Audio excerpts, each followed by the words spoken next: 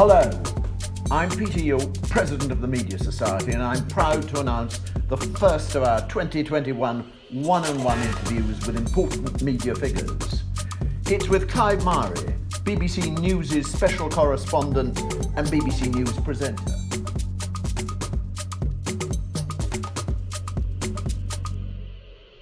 Clive Myrie is a familiar TV face. He's covered extreme situations, wars in the Balkans and the Middle East, the gun trade and the drug trade in Mexico and the United States for 3 decades. People at their worst and their best. People who are often confused, scared and in tears. The very opposite of the stage TV interviews we see with powerful and protected people. Most recently, his reports from the Royal London Hospital at the height of the pandemic, talking to doctors and nurses and to morticians, have been completely harrowing. His interview with a new widower who wanted to tell his story was unforgettable. And as the child of Windrush Caribbean immigrants, he's had important things to show and say about race in Britain today.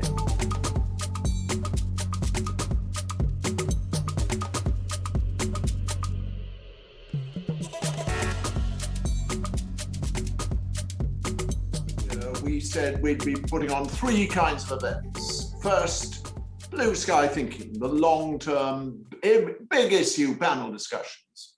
Second, quick response topical events. And then one-on-one interviews with key media figures.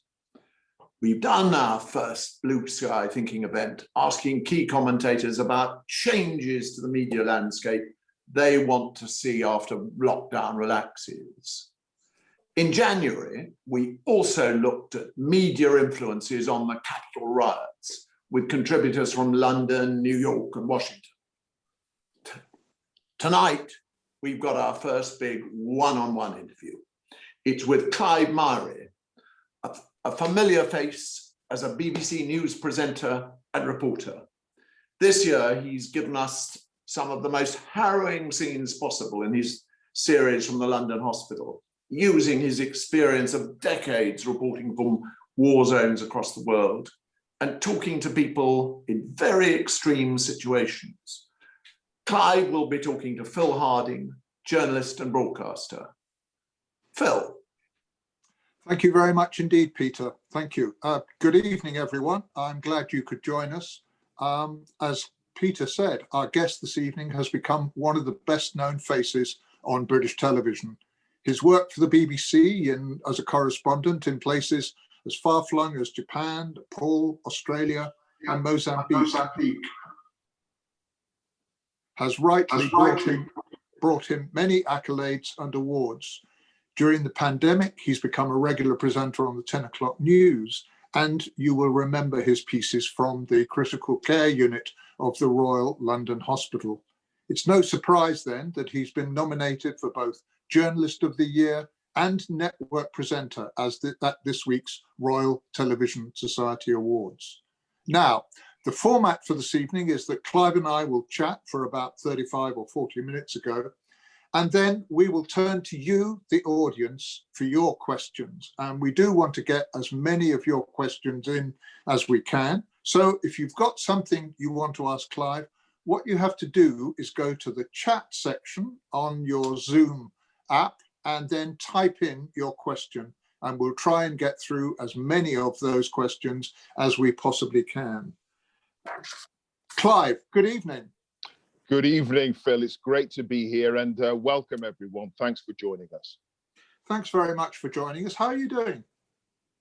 I'm good, not too bad. I've taken a couple of weeks off, although I've ended up doing lots of things behind the scenes anyway. So yeah, I was actually in the shift last night actually, and thankfully Prince Philip is still with us, and let's hope that continues. That could have been an interesting evening. But yes, no, I'm fine, thank you, Phil. Not bad at all. What's it been like working as a journalist through the pandemic? It's a good question. On one level, it's an incredible story to cover. As you've suggested, a lot of my reporting has involved talking to people in extreme situations, war, famine, natural disaster, a whole host of things. And you can't get pretty more extreme, I suppose. An intense war is difficult, but this is a war as well in lots of ways. And this is an extreme situation, a global pandemic. And so from that point of view, it's been exciting. It's been fascinating. It's been interesting. It's a once in a 100-year event, we all hope. But at the same time, it's appalling as well. The level of pain and suffering, the level of death. I mean, something like 30, 40,000 now. More people have died in the UK than the civilian dead of World War II. It's astounding. I think the United States is nearing 500,000 people dead.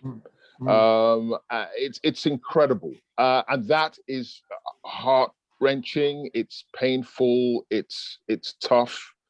So it's a mixture of emotions, I suppose, that I think a lot of journalists have taken away from the last 12 months or so. Yeah, I want to go right back to the start.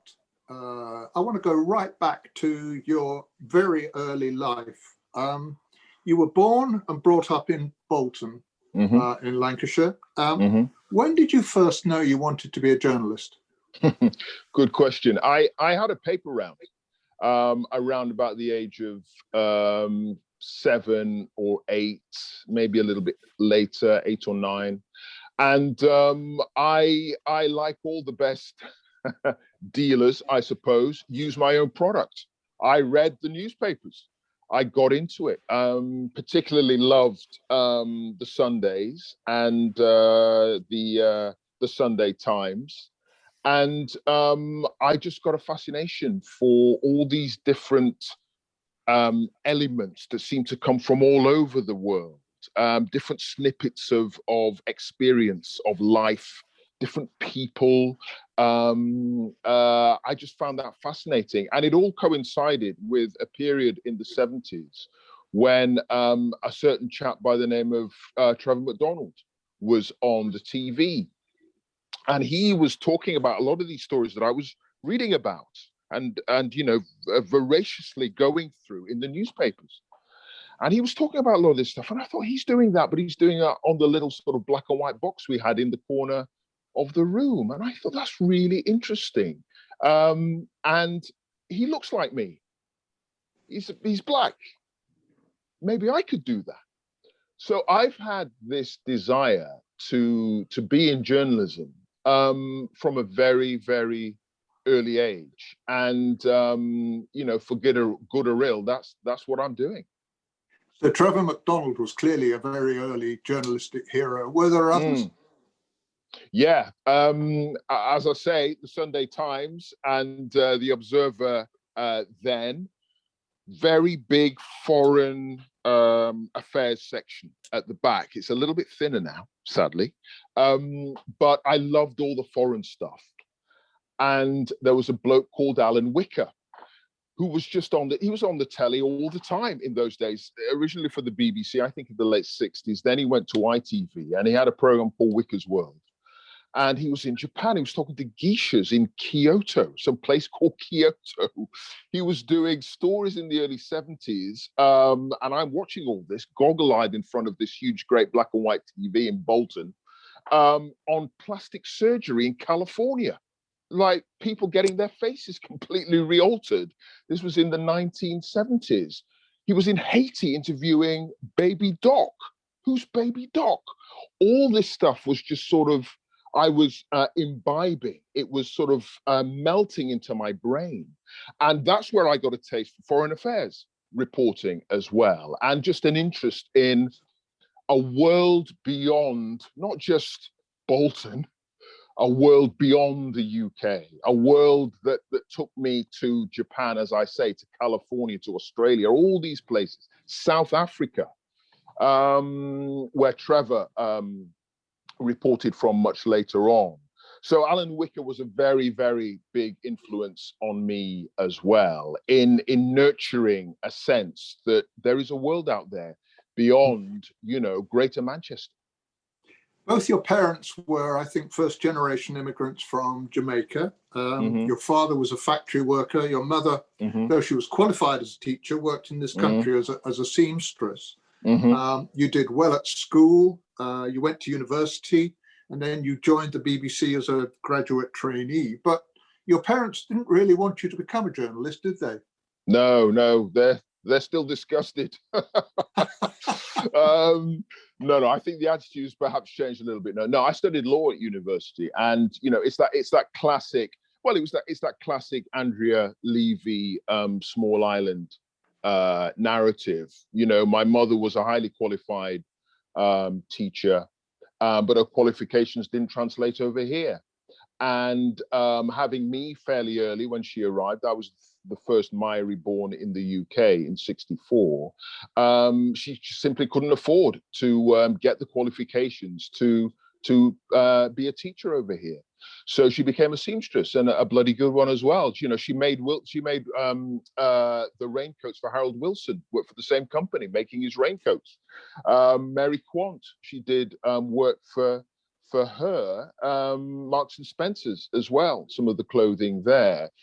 It's that classic immigrant story of you putting your head above the parapet, you putting your foot on a foreign land in order to improve the life chances of the next generation.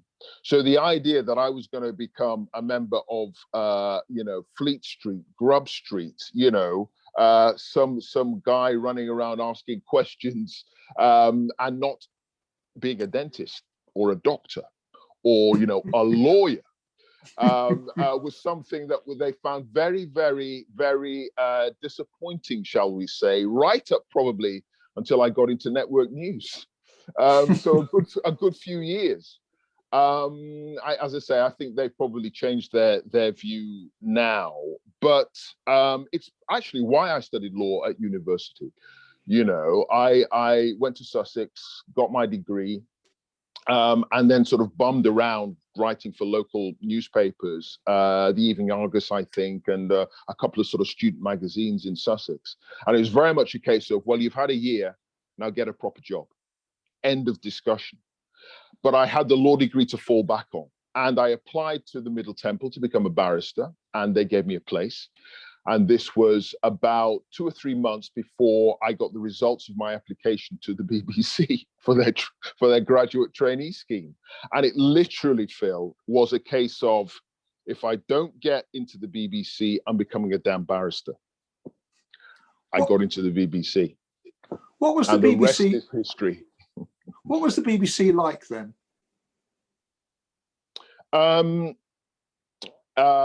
It was, I think the word that a former Director General used, or the phrase he used, was hideously white. I wouldn't say hideous. It was just white. But interestingly, I've never had a problem with that. In my own case, I've never felt intimidated. I've never felt out of place. I've never felt that I was in the wrong situation at the BBC. I've always bizarrely had this belief in public sector broadcasting, public service broadcasting. And I never felt that I shouldn't be there. Now, does that mean that there should not be a hell of a lot more BAME people in the BBC? Absolutely. And, I've been pushing for that, I hope, with a modicum of success in my career. But on a very personal level, it was absolutely fine for me. I'm not entirely sure why that is, I suppose. My parents instilled a level of confidence in all their kids that, if you worked hard and you pushed, you could get what you desired and what you wanted out of life. And maybe that's helped me to a degree. But you know, it's a situation that has improved in terms of BAME representation much more now in the BBC, and that's critical. But in those days, yeah, I mean, I was one of two, maybe three people in a newsroom of maybe 80, 100, 150 people. Did you ever encounter, or have you ever encountered prejudice at the BBC? Not to my face. I would have to say that as a fairly junior reporter in the network newsroom in the very late 80s, early 90s, there was a certain view of what a foreign correspondent looked like. And that meant they didn't wear skirts. So let's just be clear there. There was a gender issue as well. I mean, I can think of the brilliant Diana Goodman out in the Soviet Union then as it was. Kate, of course, Kate Adie. That was pretty much it. So there was a general sense in those days, and as I think I've sort of made clear, I wanted to get into foreign reporting. That's what really interested me. There was a sense that to be a foreign correspondent, you needed to be a white bloke. And that may have been a barrier to me. But as I say, you know, I don't want to sort of point fingers because I was junior, and maybe the idea then was that I wasn't good enough or whatever. So I'm willing to give the BBC the benefit of the doubt on that. But of course, things did change, and they did end up sending me abroad. So, but beyond that, I would struggle to point to a particular incident where I could say the BBC was racist towards me personally. No, I honestly, and I've thought about this a lot over the years. I don't think I can, but to my face, no. Who knows what's been going on in terms of unconscious bias and so on, you know, behind the scenes. I'm told that in the early years, you were reluctant to cover what might be described as black events, that you didn't want to be put on the rota to do the Notting Hill Carnival or something like that. No, absolutely not. And that was a reflection of my own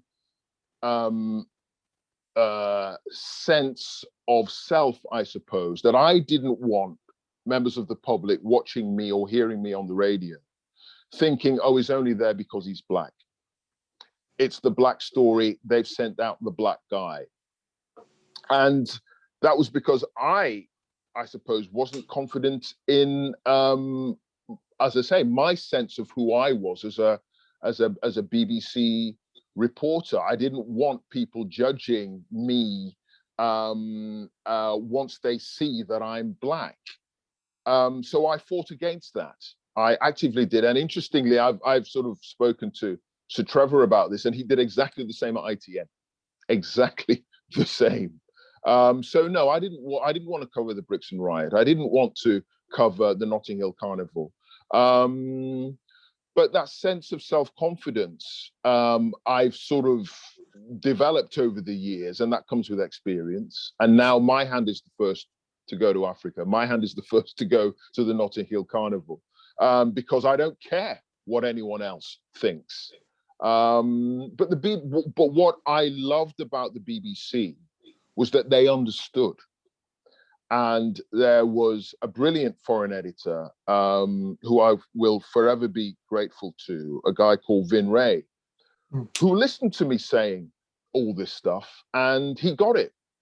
And as a result, my first foreign posting, full foreign posting, as a foreign correspondent, was to Japan.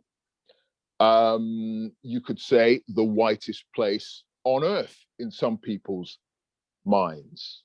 The BBC got it. They understood, and I will be forever grateful for that.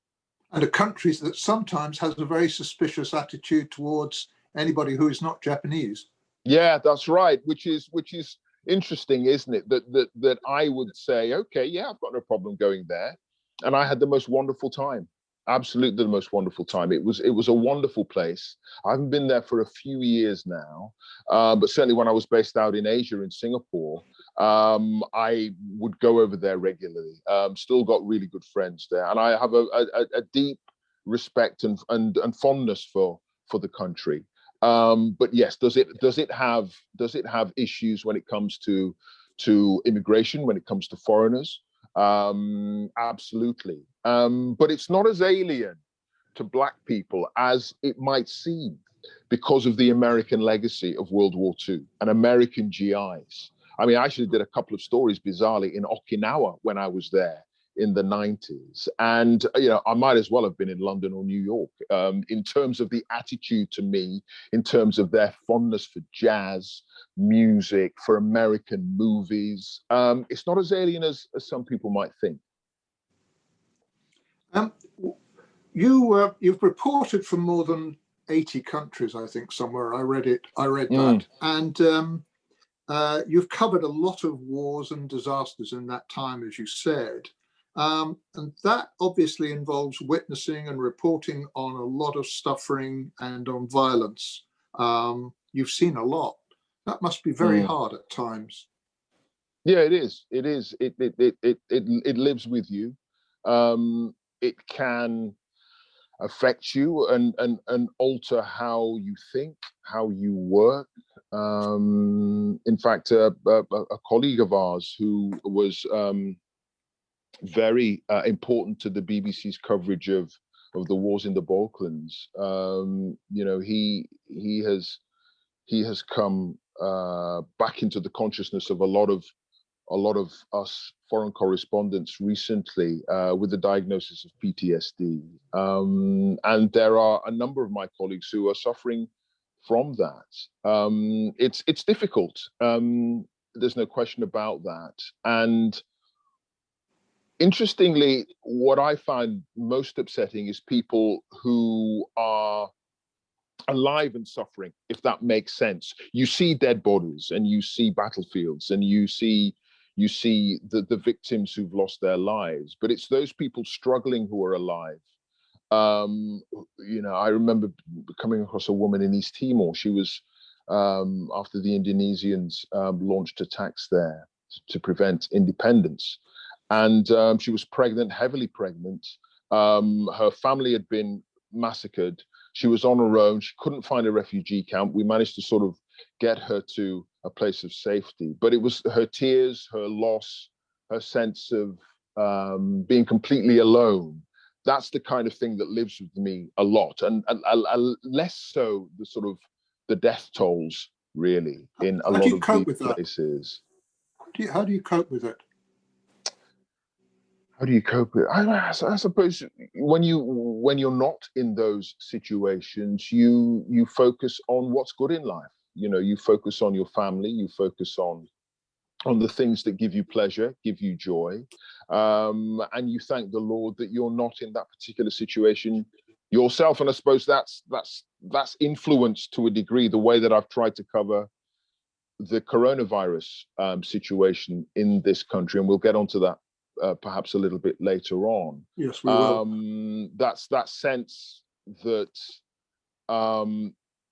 while the majority of the nation haven't been directly affected by the virus itself in terms of losing loved ones, the effect on those people who have been directly hit by it is just overwhelming.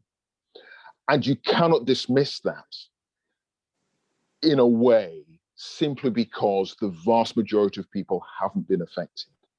In fact, the vast majority of people need to have it put right in front of them, the effect on that tiny minority, which totals 120,000. And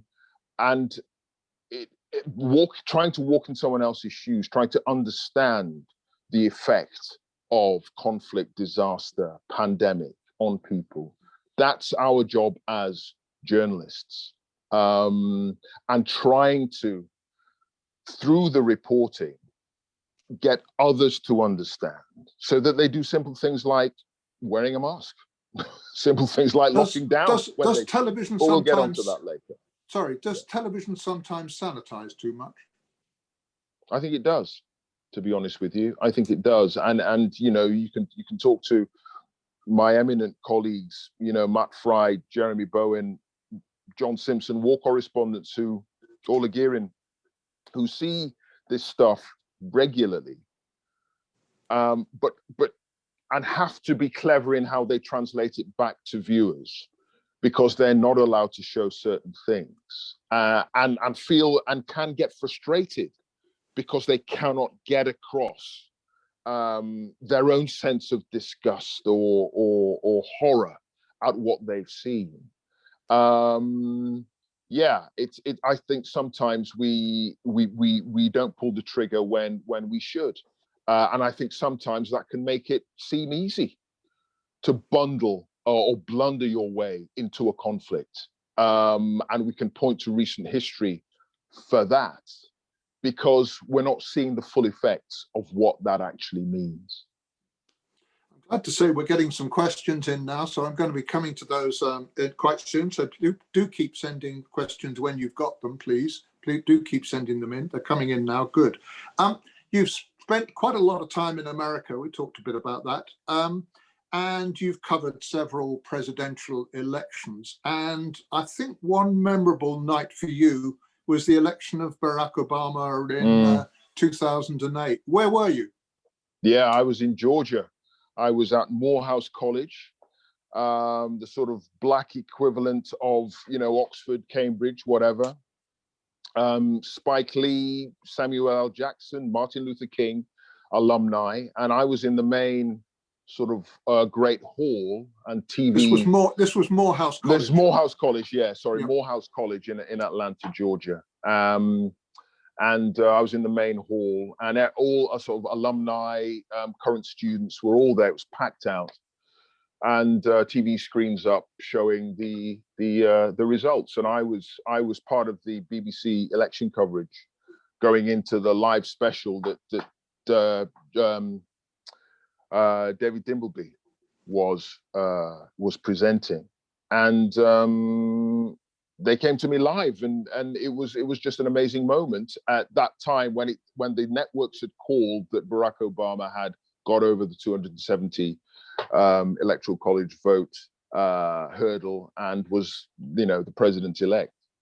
And it was an incredibly emotional moment because in a previous incarnation as LA correspondent, I'd covered the sort of latter-day attempts to bring to justice former members of the Ku Klux Klan for past crimes and murders. I'd sort of worked and lived in Los Angeles and seen, the fallout from Rodney King and his beating. And of course, the whole legacy of race relations in American slavery was something that I absorbed from my university days on the campus of Sussex. So this was an important moment, not just for me as a journalist, but for me as a black man. And London came to me. I did my sort of live shot saying, talking about the atmosphere and blah blah blah. And then I said at the end, I have to say that this is, for me to be a black journalist in this place at this time, it is a privilege, and it's something that I will never ever forget. And David said, "Okay, thanks very much indeed." And I thought, okay, I've crossed the line here. Oh no, I've crossed the line. Gone over. Too much of my personal feelings have come into this. And I looked around, and the correspondent for ABC News, who was also a black guy, African-American, Steve Osunsami, he was broadcasting live, and he was in tears. He was actually in tears in his live shot. And I thought, I haven't crossed any line at all, not at all. And it's one of the most amazing moments to see, given the history of black people in America. For me to be there, it was a privilege, and I still look back on that moment as defining in my own career and my own life. Now, when you watch American media, watch it close up, as you've often been there, and you see the way that American media has developed with Fox News on the right and MSNBC on the left, it's become a very, very polarized news scene. What do you think of that? And do you think there is anything in this country we need to watch out for? Mm. It's a terrible situation because you have America completely split in two. You have a country where large chunks of the populace are experiencing different ideas of what it means to be American, what it means to live in a democracy, because they're getting different truths, because their own prejudices and their own biases can be affirmed whenever they want them. So they're not being challenged. Their views are not being challenged. There's no attempt to, or it's much more difficult to build consensus, to listen to the other person's point of view. And as a result, it's difficult for the country to move forward in a progressive and coherent way. And that's the result of the media landscape. There's no question about that. And I think there is the danger of that creeping in here. Essentially, there is no Ofcom in the United States. They had what was called the Fairness Doctrine. That was abolished by the Federal Communications Commission back in the late 80s, I think it was. And as a result, it means that you do not have to be impartial in your broadcasting. There's no requirement for that. You can say what you like on either side of the political fence. And changing that now is very difficult because, of course, of the First Amendment. But I think there is the danger that we could be moving down that road in this country. I think the alarm bells are potentially there in terms of how social media has affected how Britons get their news. I mean, I traveled all over the country during the election campaign at the end of 2019, which seems like, 35 years ago now. But I was reporting from the Northeast, Northwest, the Midlands, and the South Coast. And it was clear to me that there were people on the right who would be very happy to get their news from a UK equivalent of Fox News. And interestingly, it was clear to me that there would be people on the left who would be very happy to get their news from a UK equivalent of MSNBC. They wanted their own opinions reaffirmed. They didn't want discussion. They didn't want debate. And I saw this right across the country. We've got to make sure that Ofcom stays in place, that it's got teeth. There is nothing wrong with opinion. There is nothing wrong with being out there in terms of points of view. But there has to be a basic truth requirement and a basic level of objectivity that is required if you're going to have a license to broadcast in this country. And we cannot go down the road of the United States, a country split asunder, where you could potentially end up having millions of people support a coup. We couldn't have that in this country, and we shouldn't. You've just answered a question I was about to put to you that we got in from Robin Lustig, one of your former colleagues, about social media. Robin. I think you've just dealt with that. But while we're in America, let's take this one from Jill Abraham. What do you think of the Naga Munchetty, Dan Walker comments on Trump and how the BBC dealt with that? Yeah, I mean, Dan and Naga are friends of mine. I know them well, Naga more so. And, there were heartfelt comments that were made.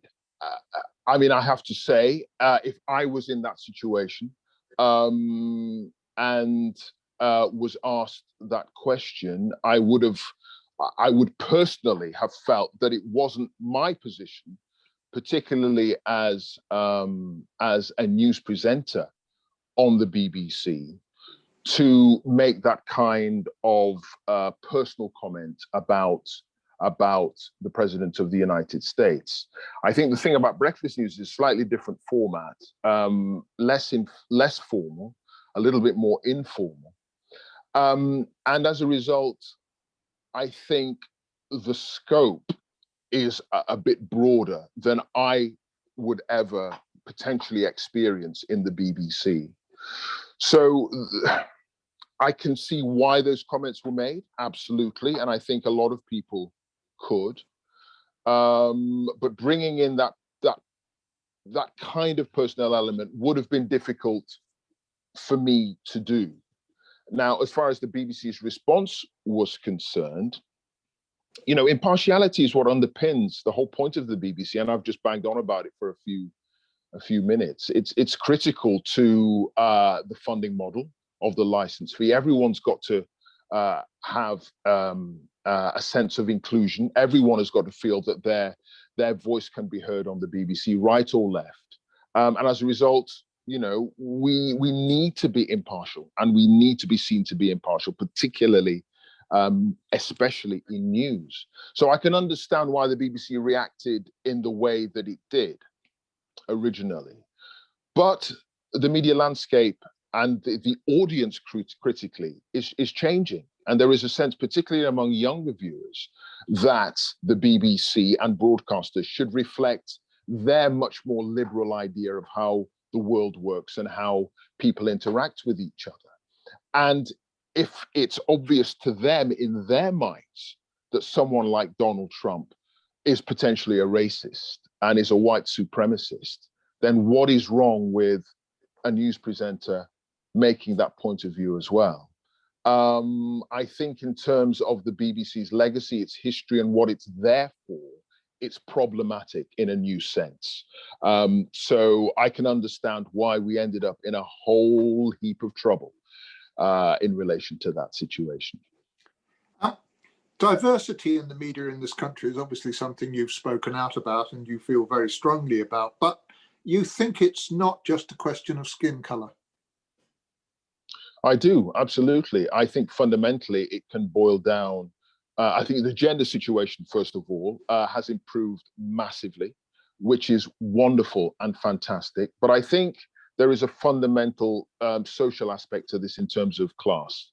You know, I don't think there are that many working class employees at the BBC. I think that's something that we have to address, and we also need to address it in terms of the way that we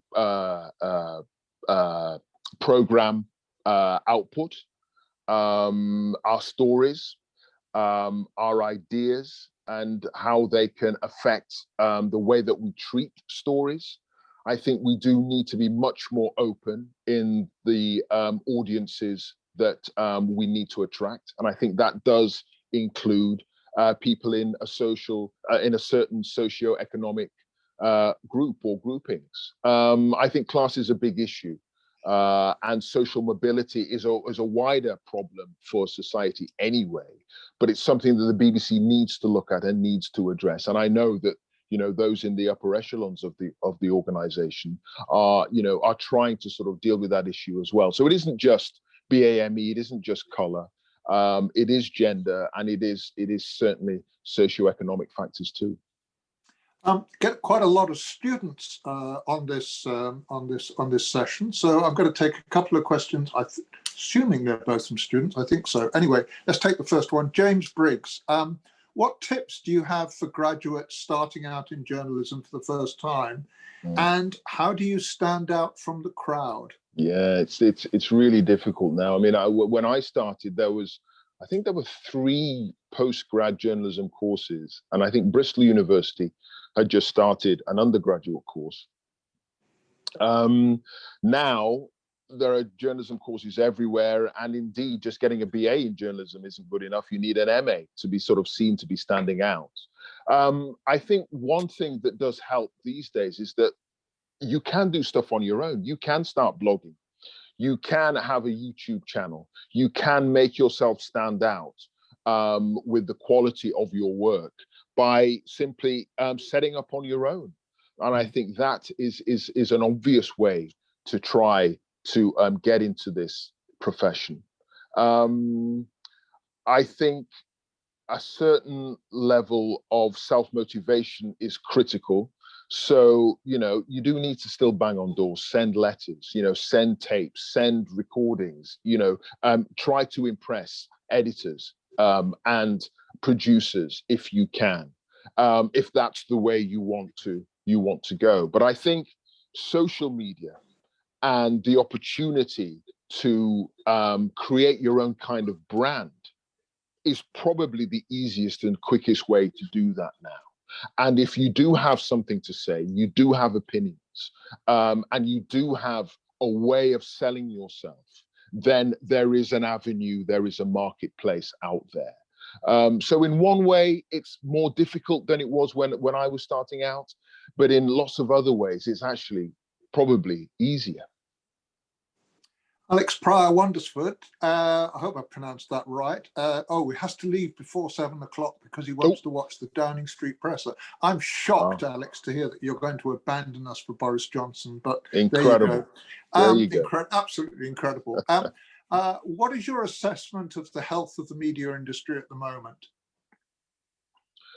I think it's pretty healthy because there's a lot of competition out there. You know, we've got a new TV channel coming on stream, TV news station coming on stream, GB News, I think it's called. That competition is really good and it's really healthy. Social media, of course, keeps old media, I suppose, on its toes. But going back to what I was saying a little bit before, that slow creep, that slow drift towards too much opinion, towards a lack of impartiality, towards basically trying to give people what they want over necessarily in a democracy what the public need. And I'm not talking about, you know, a nanny state or whatever, but keeping people informed.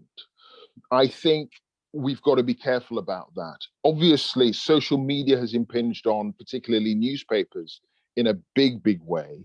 And you're seeing the readerships of a lot of the old Fleet Street names go down, and it's affecting broadcasting too. So it's a much more competitive environment. But I suppose on one level, that keeps us all on our toes and that keeps things interesting. But again, it's that slow creep towards a silo mentality, which is what you have root and branch in America.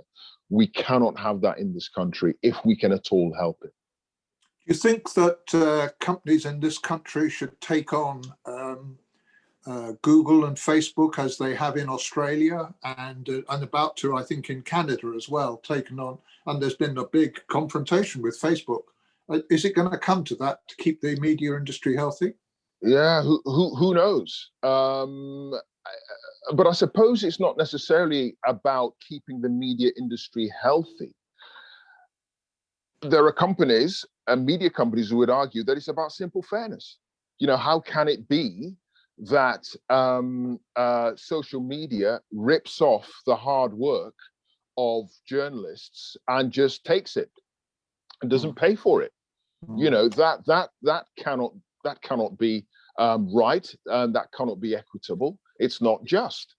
So, you know, regulation just in those basic terms is important. But as far as, you know, the future of social media in this country and news outlets on Facebook and Twitter and so on, you know, obviously, given my day job, that's something that I can't comment on too much. But I think on one level, you know, there needs to be a certain amount of regulation in order to preserve that multiplicity of views in our democracy. And if the bottom line is money and the algorithms, you know, will bring up the most extreme points of view on the left or the right in order to get more clicks and make more money, that cannot be healthy. And that's also got to be something that shouldn't underpin the mainstream media as well. You've got to make a buck and journalists have got to be paid. But, you know, I will never forget that McTaggart lecture that James Murdoch gave quite a few years ago. It was before the Millie Dowler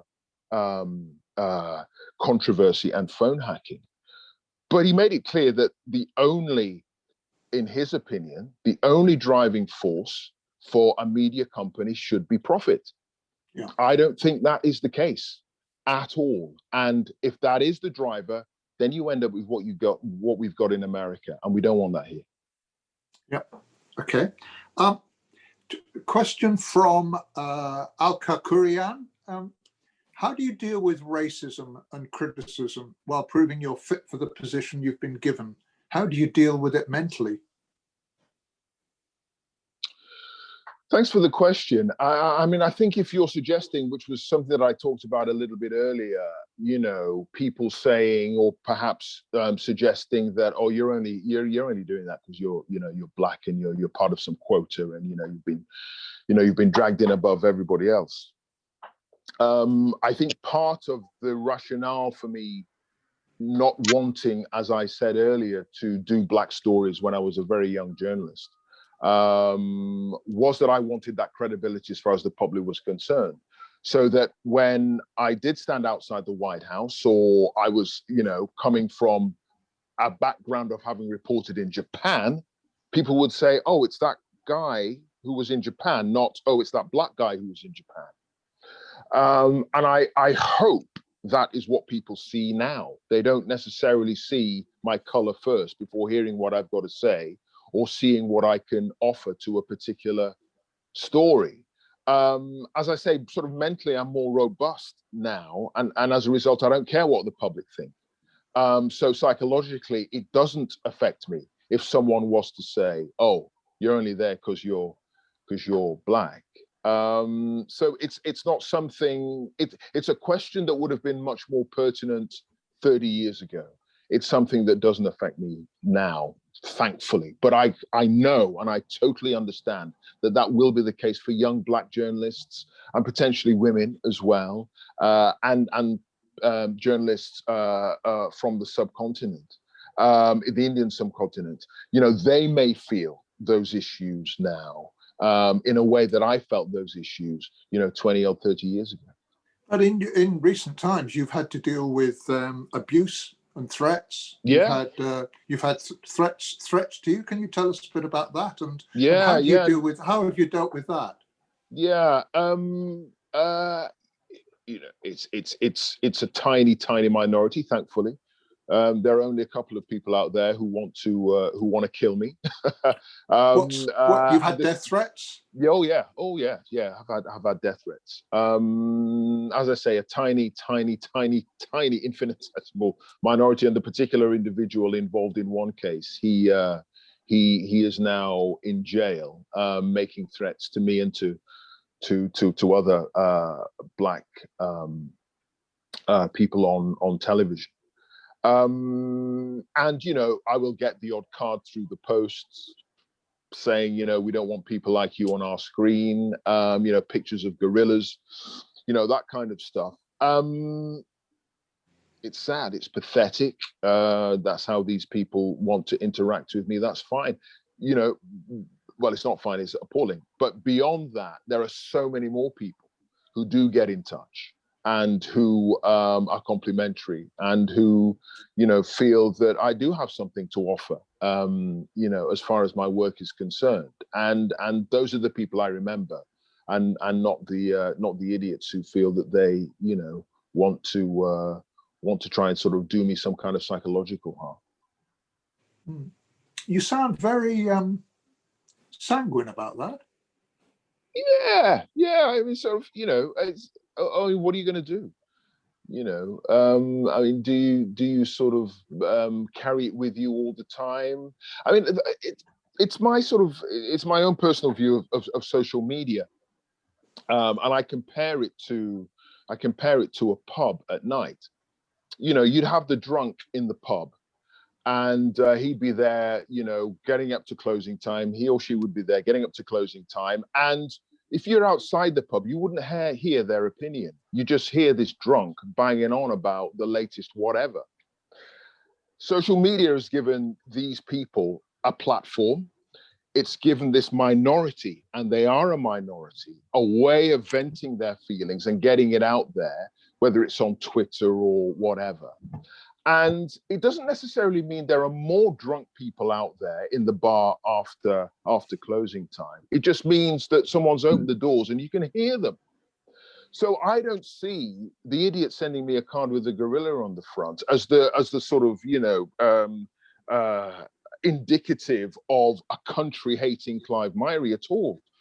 You know, there are lots of individuals out there, lots of idiots and lots of fools, and lots of really interesting, nice, wonderful people. And that's the world we live in. It just feels to me as if, you know, there are a lot more pub doors being left open that people can hear this nonsense. I want to put a question to you.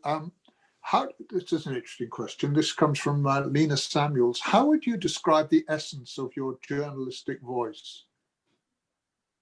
Ooh, great question. A deep question. I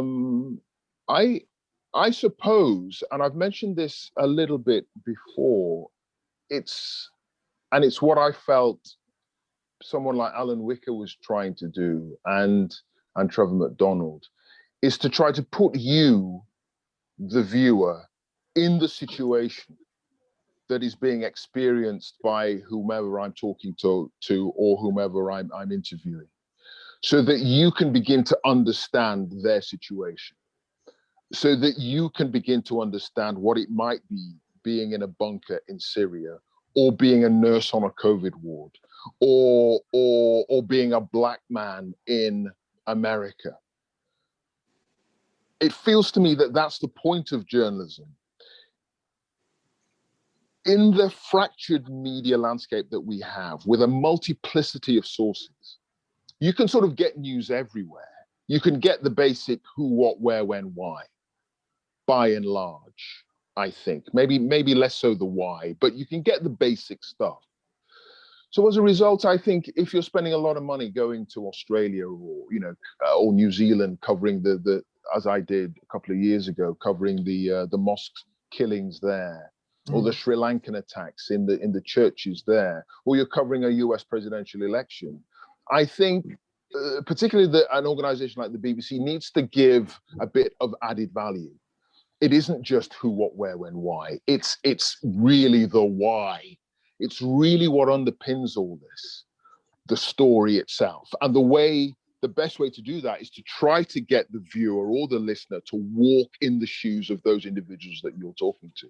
So I suppose that's what I'm trying to do, to get you to see the world through that nurse or doctor or bombing victim or whatever. And so I suppose, you know, it sounds highfalutin and you know, for want of a better word, a bit wanky, but yeah, that would underpin what I'm trying to do, I suppose. Yeah, get you. Does your journalism have a moral? That story. Yeah. Sorry. Does your journalism have a moral purpose? It's an interesting question. I think some things are obviously right and some things are obviously wrong. And I think if you're in Syria and you're seeing civilians being targeted, that's disgraceful. And I think as a journalist, you should make it clear that that's disgraceful. I don't think it should be on the one hand or the other at all. And I think certainly in that kind of clear-cut situation, there is a moral imperative, you know, not to be trying to suggest that there might be, you know, a modicum of relevance or a sense that there may be any kind of justification for shooting some child in the head because you're a sniper. You can't be doing that as a journalist, and you should never do that as a journalist. I suppose it gets trickier in other situations where perhaps it's a gray area. And again, you know, perhaps in those instances, that's where, you know, a real emphasis on impartiality is critical. But I think there are issues that are black and white, and as journalists, we should make it clear that they're black and white. No question about that. So from that point of view, yeah, I think there is a moral imperative, no question. We started by talking a little bit about the pandemic, and I'd just like to round off as we get towards the end, just by talking a bit about the reporting you recently did on the pandemic from the critical care unit of the Royal London Hospital. They were memorable pieces. They were very emotional pieces. They were very raw pieces. You showed a hospital and its staff working and relatives working under enormous strain, and obviously people were very upset during as you interviewed them. Mm. First, can you just say a bit about how these pieces came about? Yeah, I mean, the producer, Samparanti, and the super senior executive producer at the BBC, Jackie Martins, they were very interested in knife crime about 3 or 4 years ago, and they wanted to sort of get under the skin of the issue when it comes to, you know, why knife crime was rising, why in some parts of particularly the inner cities and of course inner London, it was second nature for some kids to run around with blades. And they approached the Royal London Hospital and a brilliant consultant trauma surgeon there called Martin Griffiths, who I think had done some writing about it in the newspaper. And they spent a year cultivating Martin and getting his trust for us to go in there and make a few films on knife crime. And we did that about 3 years ago. And then the pandemic happened, and I thought, well, you know, how do I top, or not top, how do I add to the sum of knowledge about this crisis, given the brilliant work of Hugh Pym, of Channel 4, of Sky, of Fergus Walsh? How do I add to all that? And we thought, well, let's go back to the Royal London. We know some of the folks there. Maybe they can take us on a different level to the reporting that has been done, a slightly deeper level, because we know them. And it took a while to set up, but that's basically what we did. We tapped up our friends. We obviously had to go through Public Health England and the NHS hierarchy, and that was the logjam. And that was what was interesting and what was difficult. How much of this story on a deeper level do you want to reveal in the middle of a pandemic? Do you really want the pictures that we saw coming out of Italy? Do you want those all over British television screens? Is that what you want? I totally understand the reticence of some in the NHS hierarchy to that potentially being the case. So it took time, but eventually we managed to convince them that it was the right thing to do. And particularly at a time when the government and the NHS were saying, NHS hierarchy was saying, the NHS could fall over. Well, you need to show that it's going to fall over. You need to get that out there. And I didn't actually feel that was happening. So when we did get the access, that's what we wanted to show, as raw as we could get away with, the reality of what was going on. A lot of talk at the beginning of the crisis about bus drivers and cleaners. And I thought, okay, well, what about the people who run the morgues? I mean, you've got over 100,000 people here, and you know, you've obviously got to talk to the cleaners because they're on the front line. What about the people actually doing the stuff at the end of the line of this? The morgues, grave diggers, you know, the people driving the hearses.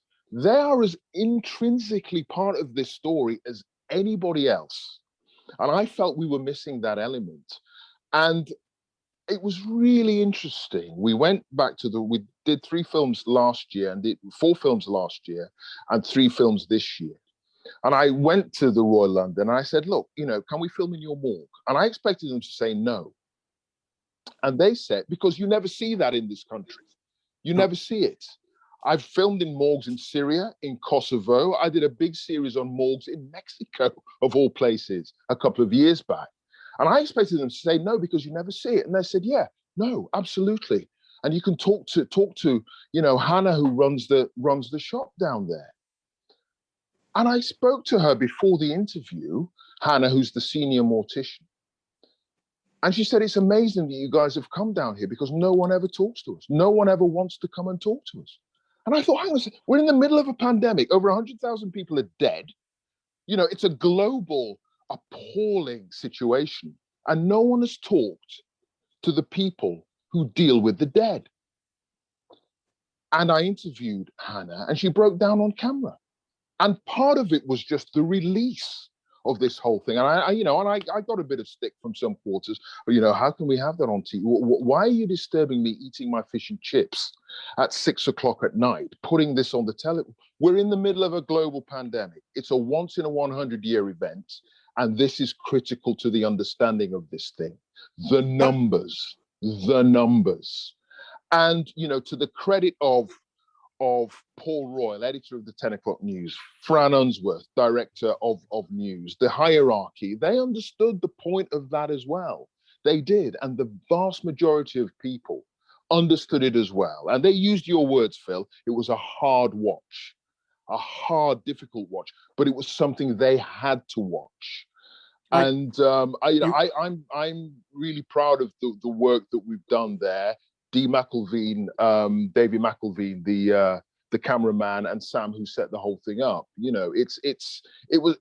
I feel it's an important addition to the historical record of this crisis. But you did get you got a lot of praise for it, but you also got some criticism. Can I read to you what Alison Pearson wrote in The Telegraph? Yeah. We're all scared, Clive Myrie, repeated over and over. I'm not scared, Clive. To be honest with you, I'm angry. Angry that night after night, you and your colleagues drive the juggernaut of panic straight into viewers' homes. Angry that there are so many positive statistics and stories which would bring much needed optimism to millions of battle-weary Britons. But the national broadcaster prefers to hang out like a ghoul in a graveyard. A ghoul in a graveyard. How do you react to that? Yeah, I mean, I obviously read those comments, and one thing I am not as a journalist is into boosterism. It is not my job to make the British public feel good about any particular situation. Unless, of course, I'm talking about the vaccine rollout, which has been a massive success. Mistakes have been made, no question about that, on a number of levels. And the results of this pandemic has been a colossal number of dead people. And it felt to me, and I've alluded to this, it felt to me that we needed to cover this story in the round, that we shouldn't be glossing over the pain of the NHS. We shouldn't be glossing over the pain of the mortician, or the pain of the hearse driver, or the cleaner, or all those people on the front line who are working to make our lives better. Again, as I said before, the vast majority of Britons haven't been affected directly by the crisis itself in terms of their health. Obviously, they have been affected by the lockdown. From my perspective, it was important to make those people who have been affected understand what it's been like for those who have been affected, to understand why perhaps there is a lockdown, to understand why perhaps you can't meet, your relatives or your friends because of this crisis. You can make those comments, I think, that Alison made from the vantage point, from a relatively privileged vantage point. And I feel that sometimes those privileged vantage points need to be pulled down a little bit.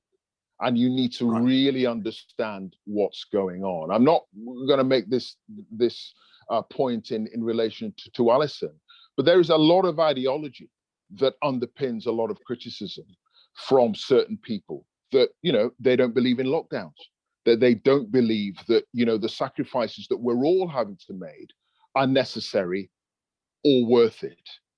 That's fine, as long as you've got the facts in front of you. And if you're talking to a 35-year-old woman who spent last summer, worrying about this the possibility of a second wave coming, that's all she could see. She wasn't eating out to help out. She wasn't enjoying the sunshine. She spent month after month after month, worrying about this potential second wave because she'd seen so many dead people in the first wave, and her worst nightmares were realized. Once you understand what she's been going through, then you can come back to me and say, potentially, yeah, I don't think lockdowns work. Yeah, I don't think it's a good idea that we should close the schools. Yeah, I don't think we should be social distancing. Yeah, I've got no problem in not wearing a mask. Fine, but make sure you understand that what Hannah's situation is, what the NHS's situation is, and what all those other people who are on the front line, what their situation is too. Just have a full breadth of understanding of what this crisis is really about. Clive, your passion has come over. I didn't want to stop you. We're running out of time because I'm not sure if that's a good thing. To stop, and we didn't even get time to ask why a Bolton lad is supporting Manchester City. But I'm sure you're having a good time at the moment as well. Yeah, I'm having a good time with them. Can I just be clear? Just be clear. I've been a fan's man and boy. Okay.